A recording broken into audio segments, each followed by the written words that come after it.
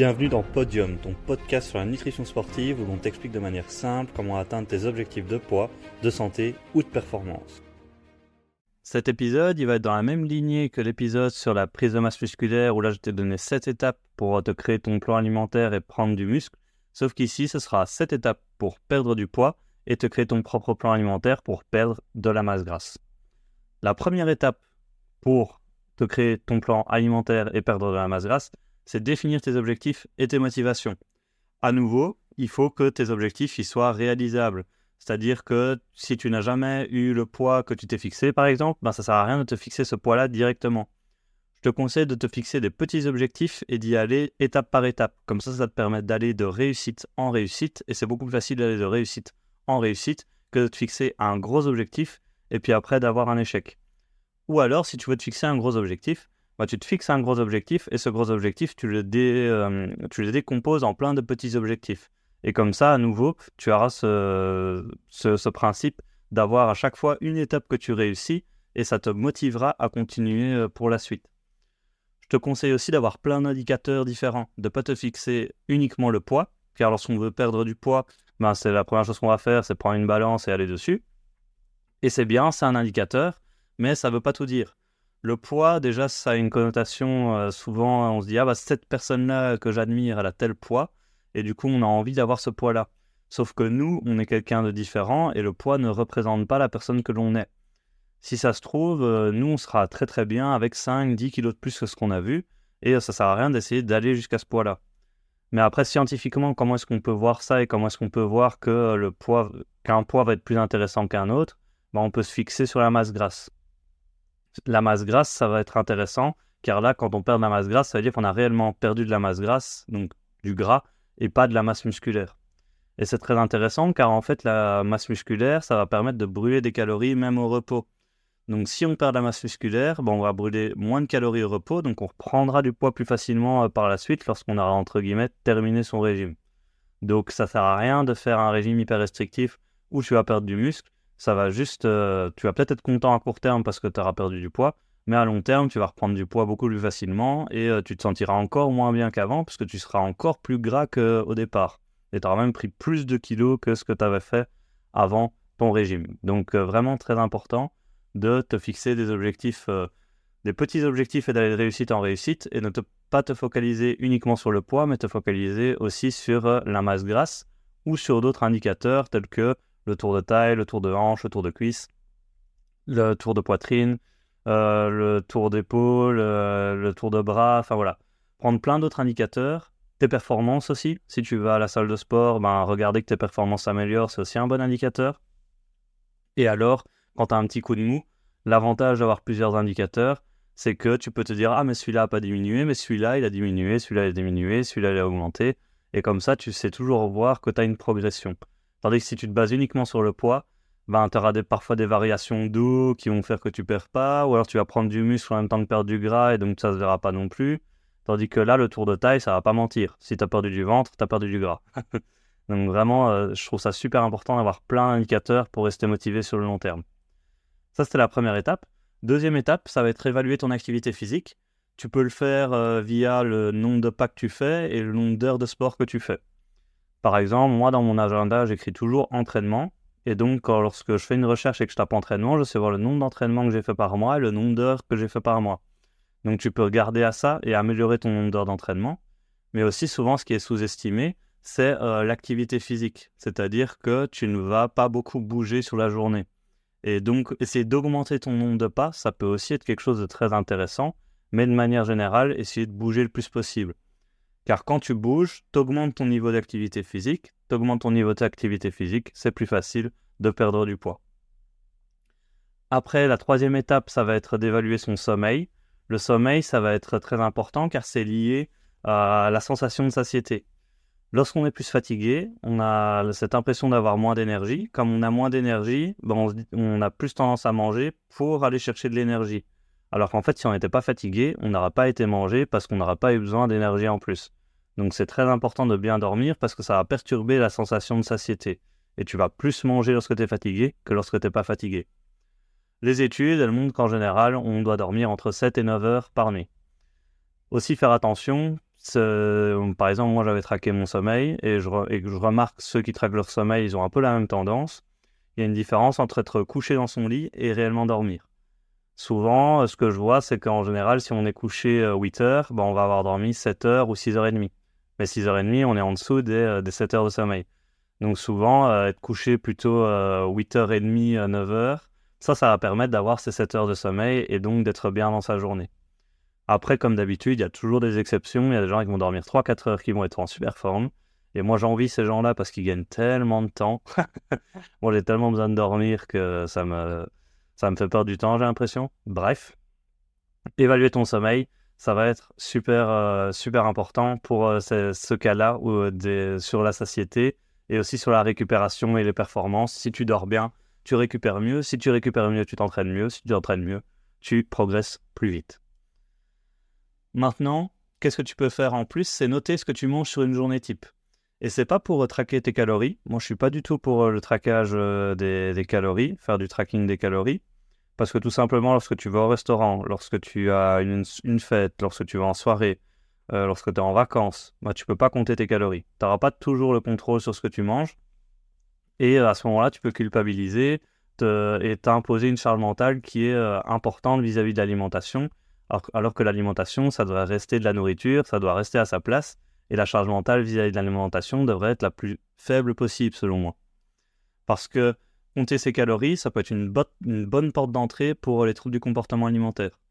Comme on compte ses calories, on va essayer de rentrer dans une période de contrôle.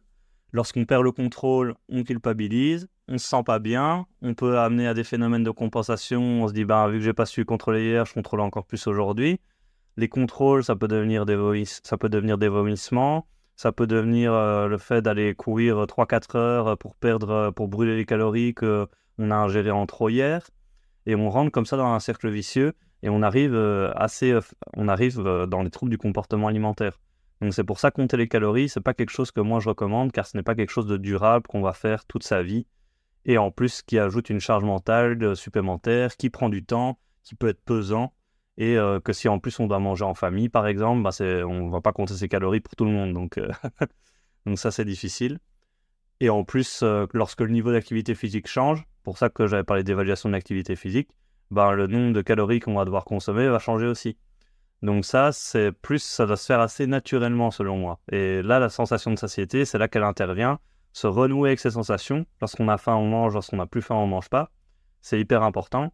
Et ça, c'est un peu un compteur de calories personnalisé qu'on a dans notre corps. Donc moi, je préfère largement quelqu'un qui va respecter sa sensation de satiété et faire les choses à long terme, plutôt que quelqu'un qui va vouloir compter ses calories, se mettre à fond 2 mois, puis en avoir marre, et dès qu'il arrête, il reprend tout. Donc ici, je reviens sur le noter ce que l'on mange. C'est pas pour compter les calories, c'est uniquement pour voir c'est quoi notre journée type. Est-ce qu'il y a une structure dans tout ça? Déjà, si tu n'arrives pas à noter ce que tu manges de manière régulière, c'est qu'il n'y a pas de structure. Si tu sais pas dire, moi, à 8h j'ai ça, à midi j'ai ça, à 16h j'ai ça, à 19h j'ai ça, ça veut dire que tu n'as pas de structure. Et si tu n'as pas de structure, c'est très très difficile de respecter ta sensation de faim et de satiété.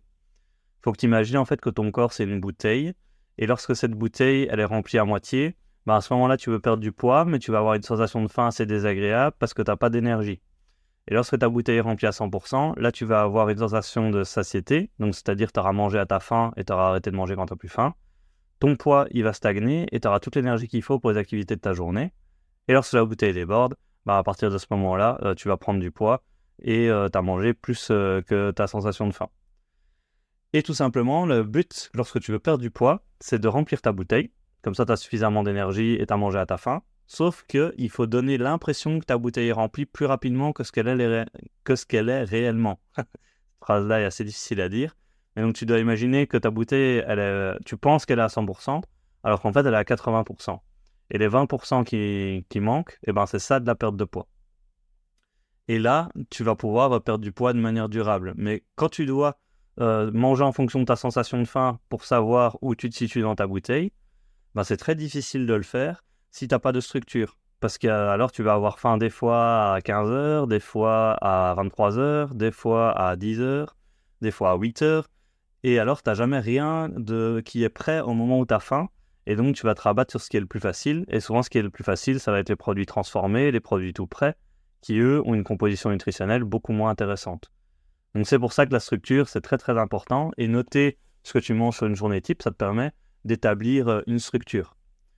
Ensuite, tu as tous les principes d'alimentation équilibrée qui doivent être appliqués lorsque tu connais ton activité physique, lorsque tu sais combien de temps tu dors, lorsque tu sais ta structure.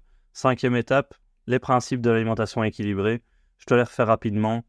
Tu dois boire 1,5 litre d'eau par jour. Tu rajoutes 500 à 1000 ml d'eau par heure d'effort. Tu rajoutes des fruits et des légumes sur ta journée, des féculents bruns, des sources de protéines à chaque repas, des matières grasses de bonne qualité, plutôt te tourner vers des graisses insaturées. Et puis après, tu as les extras tout en haut, donc tout en haut de la pyramide alimentaire, où là, c'est plutôt les aliments qui ne sont pas indispensables et qui sont plutôt là pour te procurer un petit plaisir.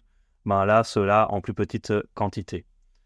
Donc, connaître ces principes-là, les appliquer à ta journée. Et après, lorsque tu as fait ça, tu te fixes des objectifs concrets.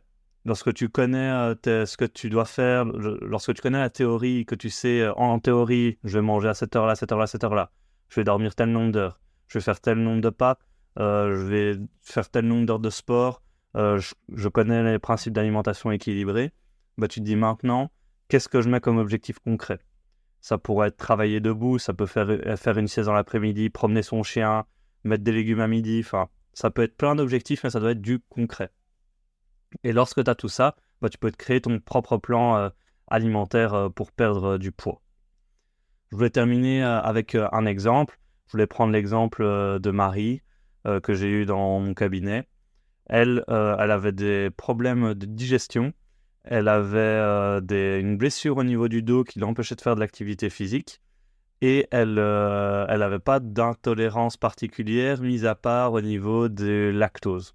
Donc, on a principalement récolté ces informations-là. Donc, là, je savais qu'elle ne pouvait pas faire beaucoup d'activité physique.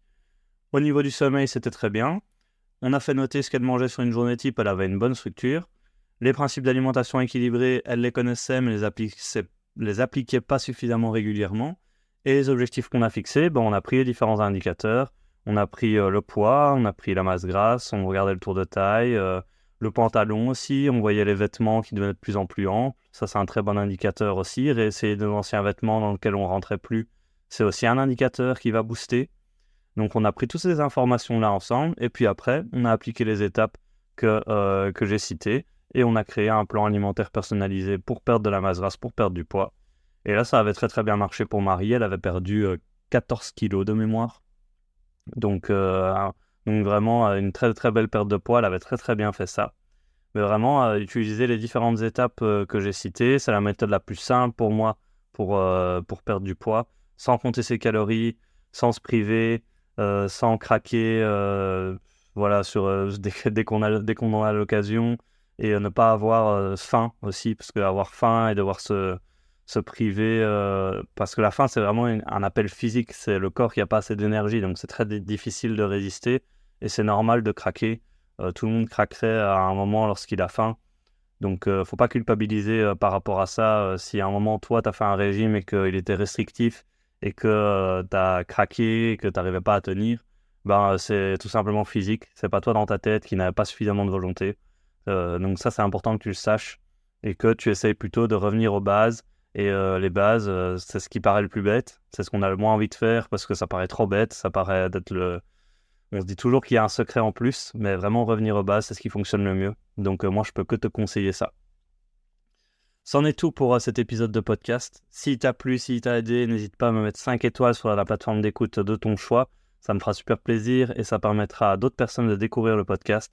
Et moi, je te dis à bientôt dans un prochain épisode. Salut!